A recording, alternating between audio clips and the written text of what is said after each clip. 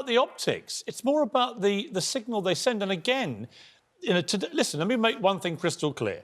I hope President Trump makes a full and speedy recovery. I think we all hope that. Nobody wishes him to be anything but fit and well and back on the campaign trail. But we want him behaving responsibly, don't we? Right, and those who do wish him well, ill or dead, as we've seen on social media, are reprehensible. So let's just park that to one side. But, you know, coming out in his car today, when he's still being treated on various pretty strong drugs, steroids and others, which indicate that his condition is not perhaps as well as we're being told. You don't get put on dexamethasone unless you're in a slightly more serious condition than just mild conditions. To come out like that and send a signal, he said he'd learnt lessons, he'd gone to COVID school effectively. Where does it say in COVID school that when you are COVID positive, being treated in hospital, the smart thing to do is get in a car and go outside, putting your security detail clearly I think Betsy at McCoy risk? wants to comment on that. Yes, I do, because I think it was a wonderful gesture of reassurance to the entire nation and to the free world, because people everywhere do understand. He'd already released a video, Betsy. Sorry to interrupt. He'd already put a video out in which he could show people how he was. What gesture is it to the security detail, the Secret Service agents in that car? What gesture is it to their families that the President of the United States puts their life at risk like that? No, I disagree. Everyone was wearing a mask and probably eye cover as well. The fact is in a car, Betsy, we know that in a car, the risk is much higher. The windows are shut for security reasons. That is about as bad an image as the president could possibly have sent to the entire world. The message is, if you've got coronavirus, get out in your car and go for a joyride. It is reprehensible. You're just joining all the left-wing media who want to criticize. It's not about left-wing media. It's about coronavirus. It's about whether you live or die. Would you like to hear my view? Yes. It was almost inevitable that he would contract this virus. And if you look, leaders in Canada, France, Brazil, the UK, virtually all the countries have had this. When you are a leader, you meet thousands of people a day, unlike Donald Trump's opponent in the presidential election, Joe Biden, who's in his basement bunker avoiding meeting anyone on most occasions. So the president has shown a lot of leadership. Generals lead from in front, not from behind. Let me tell you about your general. Let me tell you your general. America with has, other people is not leadership. America has 200,000 deaths. Irresponsible. 200,000 deaths, the worst in the world. You sound like somebody who says, well, my uncle got lung cancer, he deserved it, he smoked. Or Aunt Tilly got a heart attack, she was overweight, she deserves it. That's not the way we talk about people who are ill. And the fact is, if the president walks out of Walter Reed today or tomorrow under his own steam, his popularity in the country will soar again. Americans want a strong leader, and throughout this ordeal, he has shown that strength. There's nothing strong about dismissing once again the genuine threat of coronavirus. There's nothing strong about getting yourself, being in hospital and going out on a joyride flyby to just show people you're strong. The strong thing is to get fit again, take it seriously, and then come out and say to the American people, we got this wrong, the way we treated this. Anthony Scaramucci. Well, that's your opinion. I believe okay, it's my opinion. Anthony Scaramucci. Anthony Scaramucci, look, you and I know Donald Trump, as Nigel does, as Betsy does. We've all known him a long time. And I wish him nothing but a full recovery. But I've got to say, my heart sank this morning when I woke up and saw those images of him in that car, because it showed me that despite what he says about going to school and learning the real way about coronavirus, he's learned absolutely nothing, because the optics say again, if you've got it, doesn't matter, come out of hospital, get in a car and drive around. Well, listen, I respect Nigel and Betsy a great deal. We actually worked together on the campaign last time. My message to them, the American people and the British people, he's just unfortunately the wrong messenger for what people like Nigel and Betsy want. You know, that is not a show of strength, in my opinion.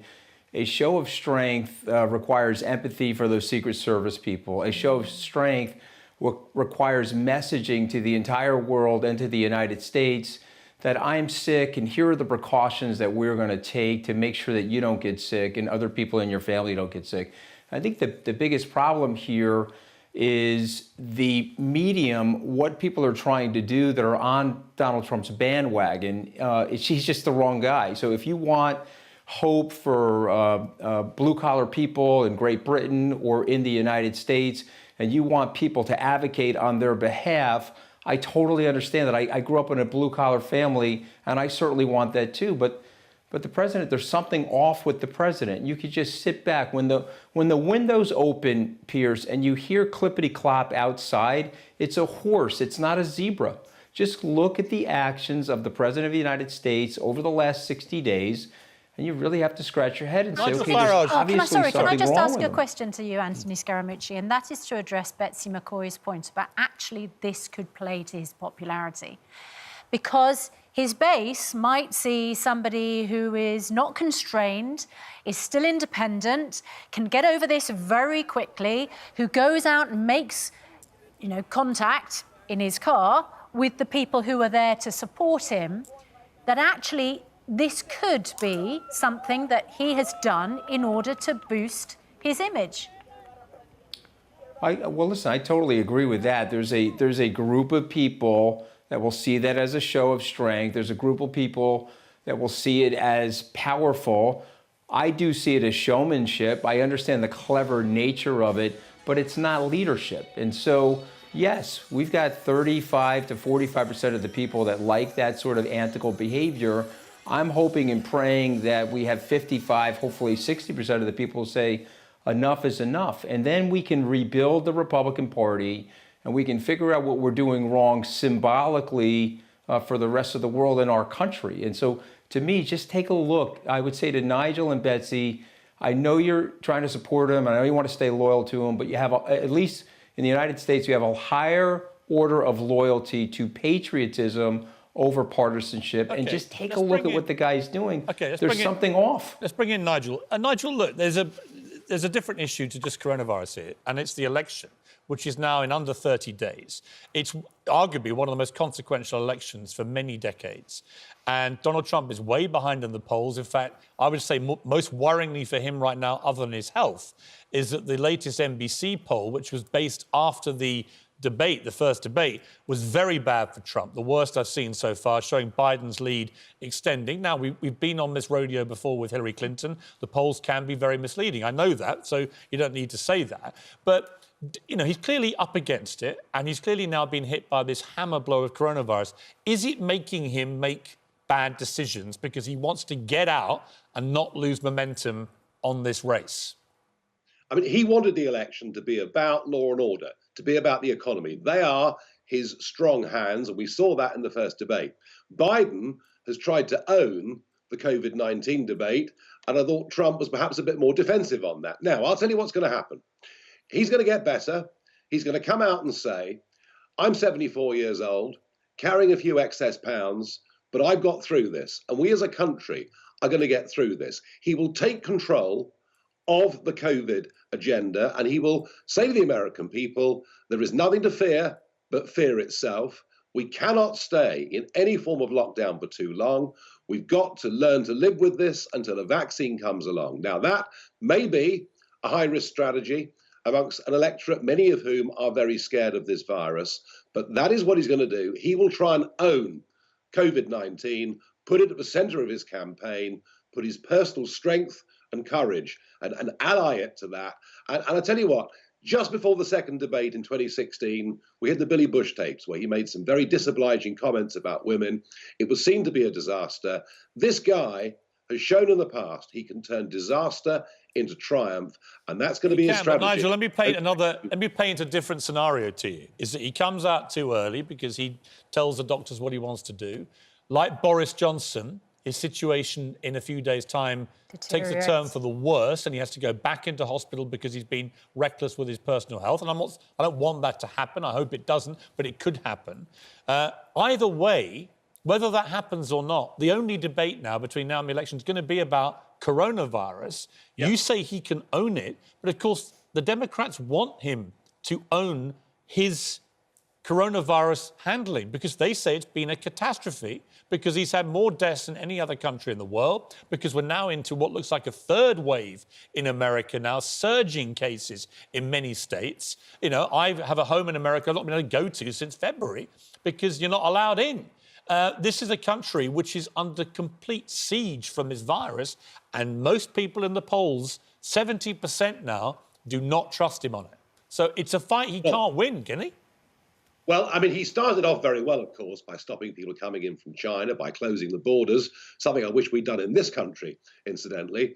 I agree with you. Since then, he has appeared to be inconsistent on this issue.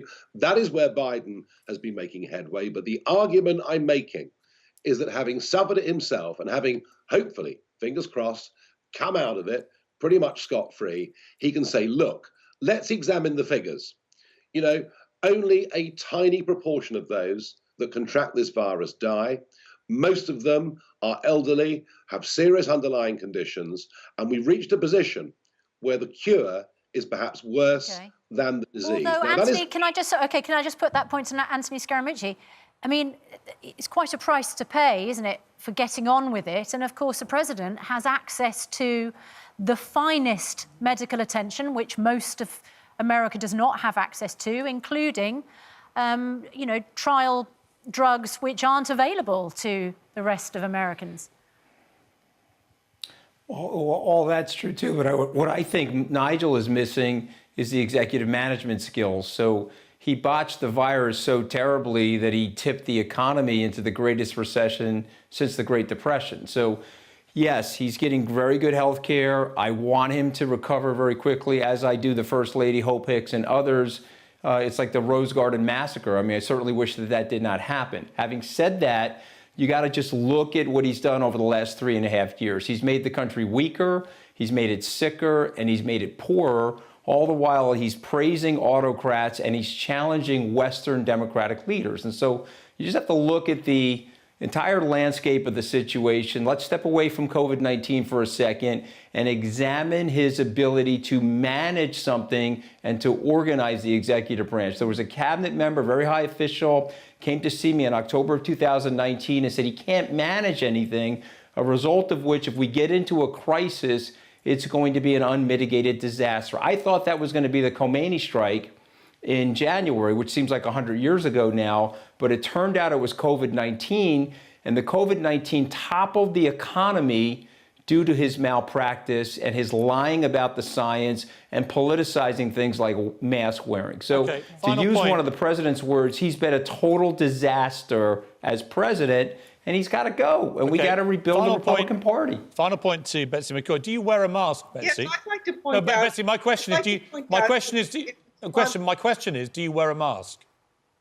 Yes, I do wear a mask. I take it very seriously all the time. And so why didn't President Trump take it seriously before he got the virus? Why did he mock? Why was even in the debate last week was he mocking Joe Biden for wearing a big mask? Why would he do that? Why would he send a signal to the American people when 200,000 have died? Betty, you've got to let me ask a question. My question is, this question is irrelevant. The fact is that Anthony Scaramucci has just said that the president mismanaged the COVID issue. And in fact, he did not. Not only did he close the borders with China and Europe before other leading countries, but he mobilized the private sector to produce enough ventilators, not just for the United States, but the entire world, including your country. Why did 200,000 people die? And then he launched Operation Warp Speed. Betty, why did 200,000 plus Americans already die? If you run it so well, why have a quarter of the... Sorry, Betsy, with respect, why have a quarter of the world's deaths from this virus happened in America? Because we have the largest population affected by this disease. Let me point out. No, you don't. China has 1.4 billion people. India has over 1 billion people. What are you talking about? A very large population, almost the size of the entire European Union. You have a population a quarter the size of China. What are you talking about? That's right. A third of the size of India. It's about China. We do know what the truth is about Italy, France, Spain, and in fact, we've done far better than those countries. Let me just point out... No, you haven't, Betsy. You've lost 200,000 lives.